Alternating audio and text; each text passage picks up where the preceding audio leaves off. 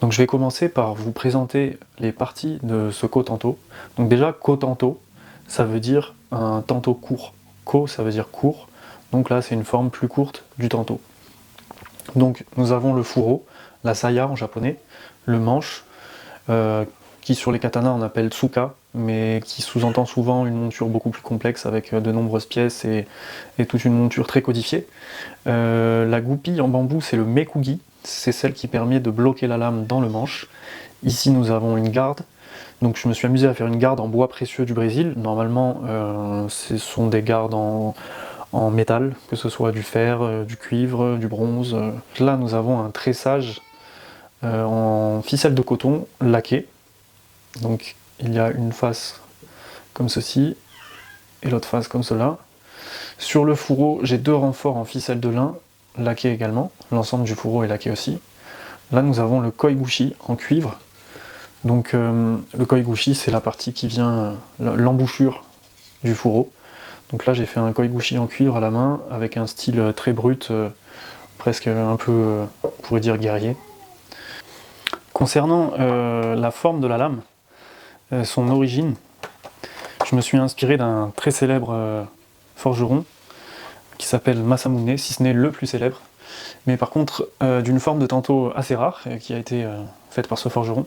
C'est celui-ci qu'on appelle ce tanto-là, ce tanto-ci on l'appelle souvent Ocho Masamune. Donc Ocho c'est sa forme, qui d'ailleurs à la base veut dire couteau de cuisine, et Masamune le nom du forgeron. Un type de lame assez rare dans les tantos antiques parce que c'est une lame très épaisse, très large pardon,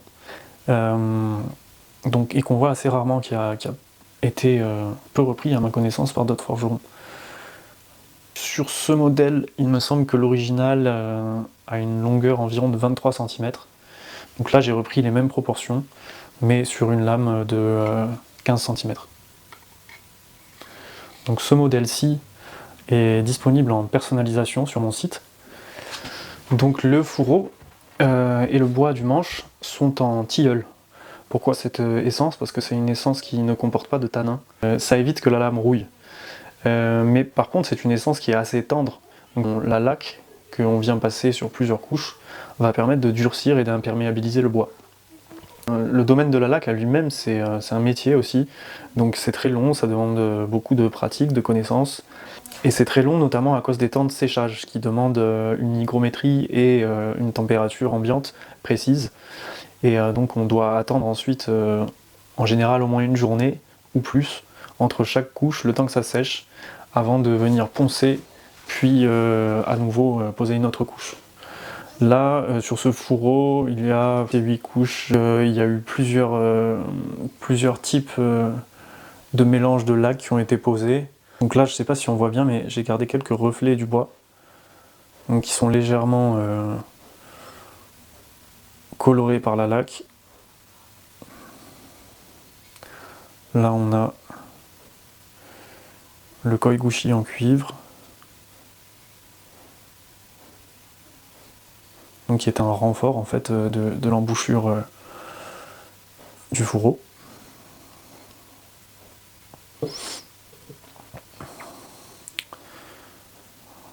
Hop. Ensuite là on a le tressage de ficelle de lin laqué. Donc ça c'est maintenant, grâce au laquage, c'est super dur. Et ça a une durabilité qui est largement améliorée comparée à si j'avais laissé la ficelle naturelle. Enfin, c'est même pas vraiment comparable en termes de durabilité. Donc là ensuite nous avons la garde en bois précieux. Donc tout ça c'est démontable, je vais le démonter tout à l'heure.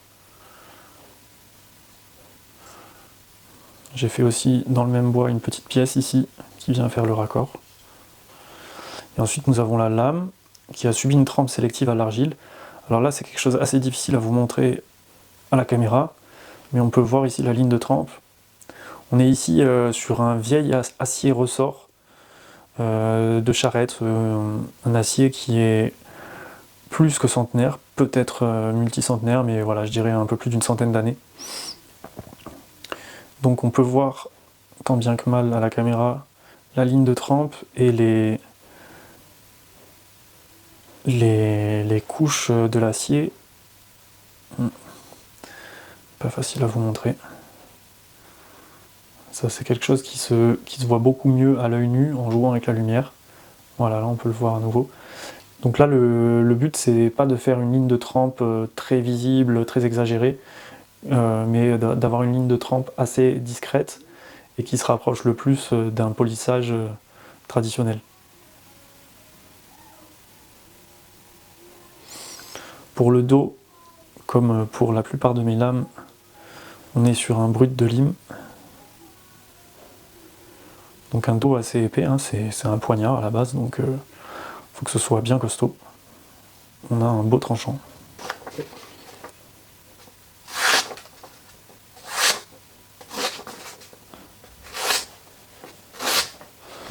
Voilà.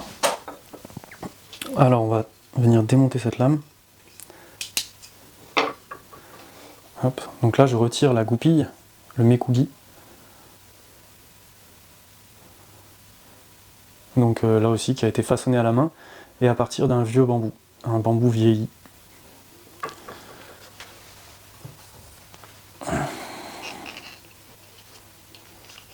C'est un peu difficile à enlever tout en restant cadré.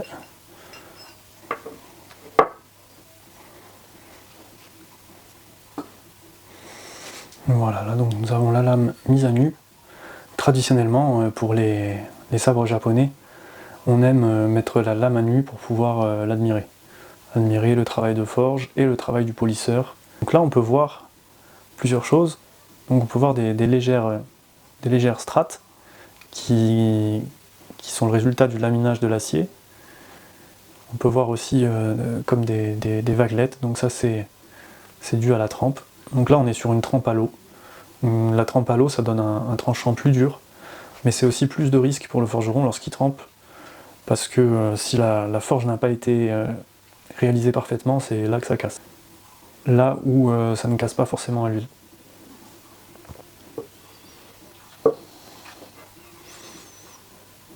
Donc la garde.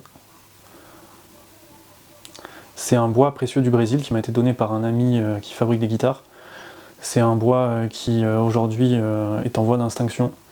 Je n'aime pas travailler avec des bois précieux de manière générale, et encore moins avec des matières qui ne devraient plus être récoltées. Mais voilà, j'ai un petit bout, donc je préfère l'utiliser pour des petites pièces, pour y rendre honneur. Mais de manière générale, pour mes manches de couteau de cuisine ou de pliants, je préfère travailler des essences locales, simples, et venir les enrichir avec différentes méthodes, que ce soit le laquage, le brûlage, le cirage. Donc voilà le mekugi qui a été fait à partir d'une plaquette de bambou.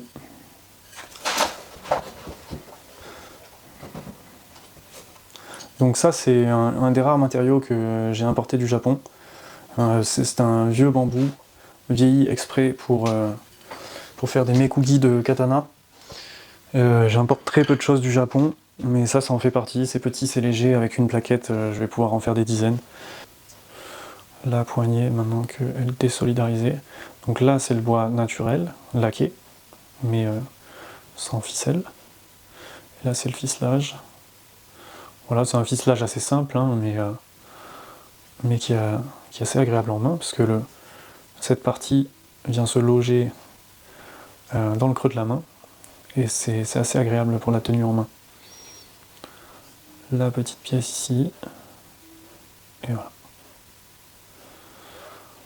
Donc pour en arriver là, je pars de 2 plaquettes de bois, je viens façonner l'intérieur pour que la lame s'y glisse parfaitement.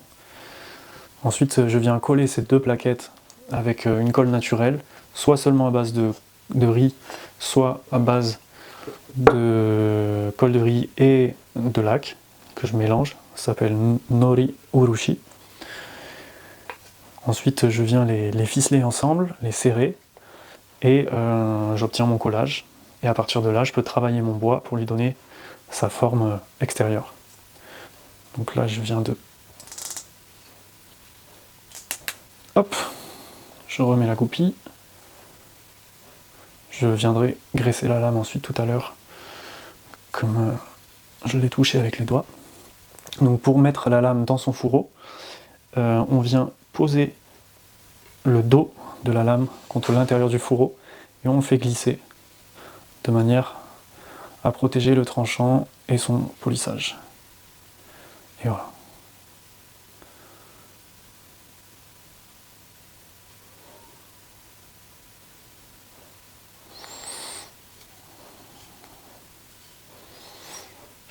Pour les cotantos, ils sont pensés pour être utilisés notamment en nature, un peu comme un couteau bushcraft.